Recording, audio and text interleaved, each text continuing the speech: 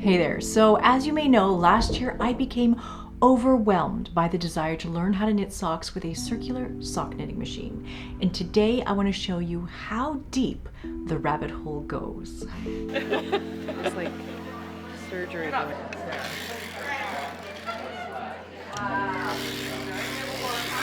This is their creative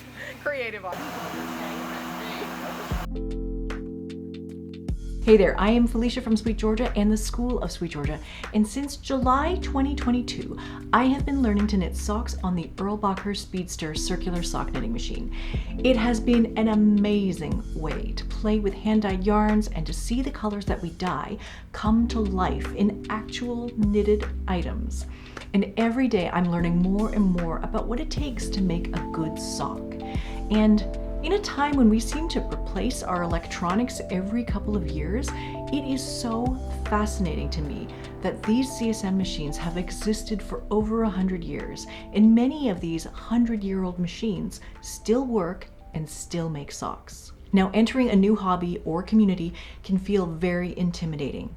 Whatever it is you want to do, whether it's knitting or spinning or weaving or machine knitting or this CSM knitting, it's hard going into a new craft when you A, you don't know how to do it, and B, you don't know anyone else who does it. So last January, I placed an order for a new CSM with Erlbacher, and almost right away, I started getting messages that I should attend the Erlbacher Homecoming and Crank-In in May. But at the time, I was saying, I can't go to a Crank-In, I don't even have a machine, and even if I did, I don't know how they work. So I didn't go last May.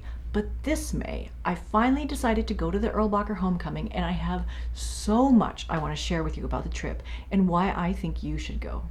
Okay, so what is the Erlbacher Homecoming and Crank-In?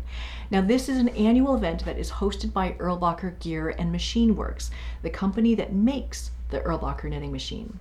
Erlbacher is primarily a gear and machine shop based in Cape Girardeau, Missouri. So they actually make gears for race cars and also for SpaceX. The knitting machine came into their business around 2008 when the founder, Pee Wee Erlbacher, got interested in an antique 1924 Gerhard knitting machine and wanted to reproduce it. So in around 2010, Erlbacher released their machine, which was a replica of the Gerhard, and they started hosting this homecoming event where knitters who bought the machine would come back home to Missouri with their machines, and they would knit together, share together, and just meet other sock crankers. So the event that I attended was the 12th homecoming. They've only ever missed 1 year because of the pandemic. Now, they even had the very first Erlbacher machine on display, serial number 1, and it was next to the 1924 Gerhard machine that it was based off of. In my experience of the Crank-In, I walked into the Drury Plaza Convention Center ballroom, and the whole room was open and available for people to set up their machines, their tools, their yarns, and their tables.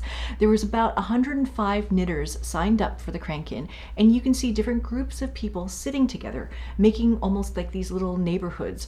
So like these people were all from Minnesota, and these people were all from Colorado, and these people were from Utah. And then on both sides of the ballroom, there were vendors set up. So there's businesses who were selling yarn, hand-dyed yarn, there were CSM tools, accessories that people had made like baskets or bonnets and things like that. And then there was also a company making electric cone winders. So that's Joyce Knits and Sews. And so they were making electric 3D printed cone winders that were available. Now, the format of the event was that we arrive on Wednesday at 3 p.m. to set up our machines and tables. It's pretty much very open. You can show up anytime during that window of about 3 o'clock to 8 o'clock, I think it was. You just come in anytime and set up your ballroom. So pretty much as soon as I stepped foot in the ballroom, I was made to feel so welcome. I met Kim and Grayson, Larry, Daryl, Rod, and Ricky Erlbacher, and every single person from the company was very warm and very kind to me. Larry and Daryl helped me set up my table, and they found me an extra light because I didn't bring either of those things with me on the plane. So I just feel super, super thankful for the hospitality of the whole Erlbacher team. So on the Thursday morning, there was a beginner knitting class with Deb Oswald, and so we learned to make the sock-like object. So we learned all the skills. So everything from learning how to cast on, learning how to adjust the tension on the machine, knitting this little picot hem, this little bumpy part, and then learning how to hang the hem, learning how to knit the heels and the toes. We learned using Deb's fast and easy heels and toes technique. And so, I mean, this is a tiny little sock. It's probably not going to fit anybody's foot, but it's really just to learn the techniques in order to make something like this. And then in the afternoon, Daryl from Erlbacher, he taught us how to use the ribber for our machines. And so if you are interested in any of these classes, they're actually all live streamed to the Erlbacher YouTube channel, so you can see exactly what we saw.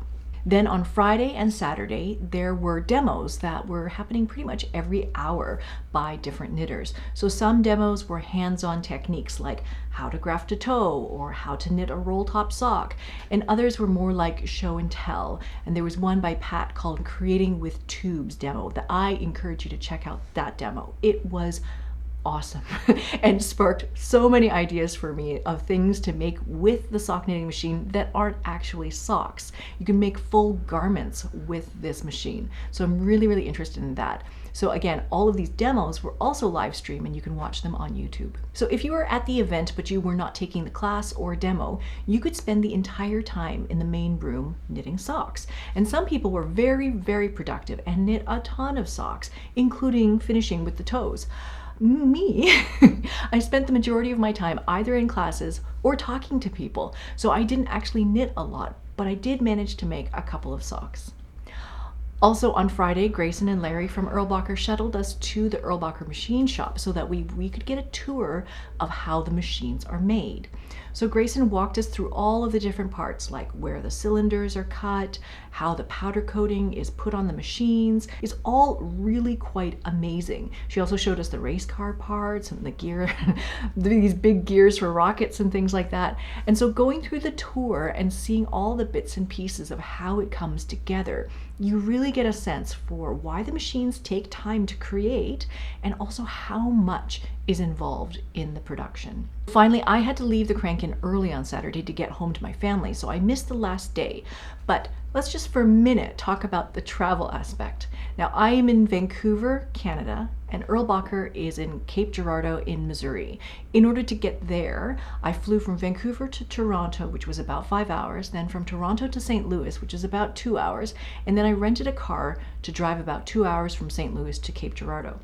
I thought my trip was long, but other people I talked to were easily driving 12 hours, 14 hours, or more. And I think it's just awesome to think about people making the effort to attend a Crank-In. Like, how passionate do you need to be about something, about a craft, in order to drive 14 hours? So in order to get my machine to Missouri, I chose to take it in my carry-on luggage. So I got myself a Nanook 935 case, which is a hard case that is perfectly sized for the overhead bin. My case came with foam so that I could cut it into a custom shape to fit my machine. And I got this idea from Steve Ashton, who is a CSM knitter from Vancouver Island, and he shared his travel kit with the Erlbacher Facebook group in the past. When I was doing my research, I found how he sets up his kit in order to fly with it. So in his hard case, he has a larger one. He also packs his custom-made table, which I could not do. I chose not to bring my table, and instead I just borrowed a table from Erlbacher. So I only needed to worry about getting my machine to Missouri. So I disassembled the machine mostly. I actually took out all of the needles from the cylinder, which I don't know if it was necessary or not, but I just wasn't sure what was going to be okay and not okay. So I took the needles off of the cylinder and I put the machine in the base, all of that stuff into the foam. I put the crank in as well as the yarn mast, and I put it all in the carry-on case. But all of the tools, like the heel forks, the weights, screwdrivers, needles, I put into the check-in luggage because the heel forks look super dangerous. They're very sharp, they're very strong, and I just didn't want anything to happen with them being confiscated or something like that. So I put them in the check-in luggage. Unfortunately, my check-in luggage was delayed and did not arrive with me in St. Louis, and so I had to stay an extra night in St. Louis to wait for my luggage to arrive. It was lucky that I was traveling a day earlier in order so I had enough time to get to the event. So all of my demo samples, all the yarn that I was going to crank, all of my clothes, everything was in my check-in luggage. And so I didn't want to take the risk that the airline would not get the luggage to Cape Girardeau. So I waited for the bag to arrive. The flights back were totally fine and everything was okay getting home.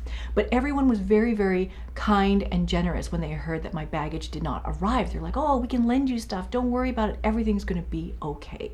I mean, the community is really, really amazing. So why I think you should go? First is to learn.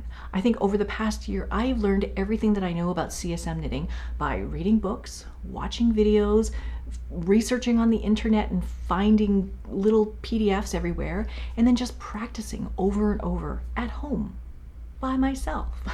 And it can be really lonely to learn crafts by yourself.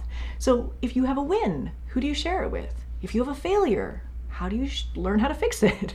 So being in a room full of 100 other sock crankers is incredible.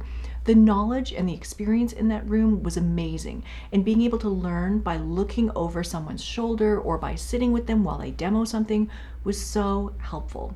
So like I mentioned, there were organized demos on Friday and Saturday, but honestly, there were demos happening all the time in the main room. It's just people showing other people how they do things. I was super thankful that I had a chance to meet such amazing people that week. I got a chance to sit with a sock cranker, Erin, while she cranked her socks, and she was using an antique 100-year-old Laguerre, and I got to watch these small, tiny things like how do you transfer stitches from a ribbing needle to a cylinder needle and back and forth, and how do you graft toes from waste yarn rather than double-pointed needles. She was very, very kind and helpful, and so it's just being able to see these little things. The second reason is I think that you have a chance to have your machine looked at by people who know what they're doing. So I spent time learning from Pete Oswald, who has been working with and restoring knitting machines since 1989. I was having trouble with my ribber behaving inconsistently, and so he came by to tweak my machine, and he adjusted the shape and the height of my yarn carrier to make sure that the yarn carrier was as close as possible to the needles without touching. He also brought a number of machines from his collection of antique knitting machines, and some of the machines that he brought range anywhere from 1889 to 1924. Pennsylvania. I knew exactly what that was. Yeah. Pete thinks there's only about 6 of these. 6 of them that we in know of. existence. Quite amazing to see what was possible, what machines were being made, how they work. Pete said over and over again, needles go up, needles go down. That's basically what they do. They go up, they go down. But it's all of these little things that cause it to happen that are very, very interesting. And just to see the progression of how these machines developed. It's fascinating. Also, Daryl from Erlbacher took a look at my ribber and did some tweaking. And there was like a part of the ribber where the metal was a little bit rough.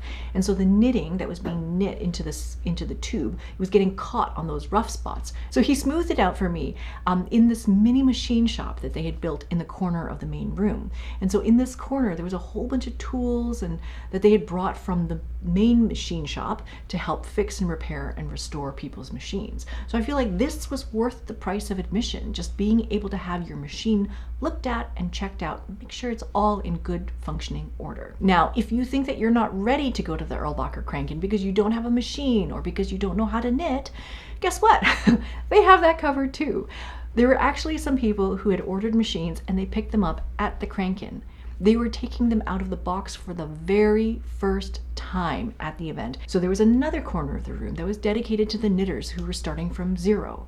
So on day 1, they were casting on and knitting. And on day 2, they were making heels and toes. It was quite amazing. So there were a couple of long-time crankers who were helping all of these first-time knitters. And honestly, it was really, really positive and encouraging. People were excited. People were happy. It's a lot. The learning curve is very, very steep, and it's wonderful to have longtime crankers come and help you with all of that. Finally, the feeling that I had as I left the Crank-In is that there is a great and deep respect and appreciation for the history of these CSM machines, and also the people who have preserved the knowledge around maintaining, restoring, using, and knitting on these machines. There's a boom right now in the interest in sock knitting machines, and I think it's lucky that we have things like Facebook groups and YouTube to learn from. But if you can think of the time that existed between the early 1900s and the internet, there were still knitters who were teaching and learning and sharing knowledge about this. And so I feel like there's a debt of gratitude to the people who have kept CSM knitting going for all these years. These machines don't run without people. The machines don't run themselves. Maybe not yet. They need the knowledge and experience of people to make them go. So can you imagine if we are able to preserve and transfer knowledge for CSM knitting? Could it survive another 100 years or more? If you are interested in getting deeper into this rabbit hole of CSM knitting, I also encourage you to take a look at the Circular Sock Knitting Machine Society. It's CSKMS website, and you can see what Crank-In events might be in your area. And then just dive in. I know the learning curve is steep, but for me, it has been incredibly fun. And now I'm actually really just happy to know that sock crankers are as nice in person as they are online. So that is it for today. I would love to hear about what has helped you learn CSM knitting, if you have been to a Crank-In, and what was the best part of going to a Crank-In. There are lots and lots of Crank-Ins starting up in all different areas, and so I encourage you guys to check those out. So if you like this video, please do hit the like button, and if you would like to see more videos like this, please do hit subscribe. We come here mostly every Friday to talk about something to do with the fiber arts. I am obsessed with knitting on these knitting machines right now, knitting on flatbed machines, weaving, spinning, dyeing, color, all of the things to do with hand-dyed yarn. I would love to see you back here. Thanks for watching. Bye for now.